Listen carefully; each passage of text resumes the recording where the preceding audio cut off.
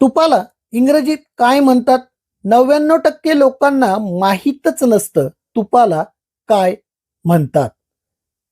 चपात्यांवर थोडं तूप लावल्यात त्याचा सुगंध संपूर्ण जेवणाला स्वादिष्ट बनवतो आणि तूप लावलेले पदार्थ खाल्ल्यानंतर पूर्ण थकवा काही क्षणातच नाहीसा होतो.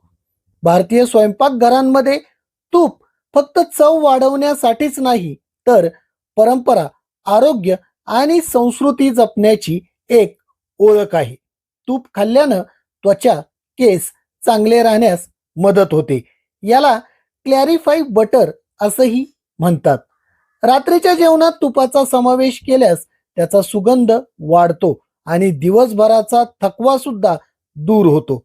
भारतात तूप फक्त एक खाद्यपदार्थ नसून आपली संस्कृती, परंपरा आणि आरोग्याचा एक भाग आहे. तुपाला इंग्रजीत काय म्हणतात ते समजून घेऊया. तुपाला इंग्रजीत क्लॅरिफाईड बटर म्हणतात.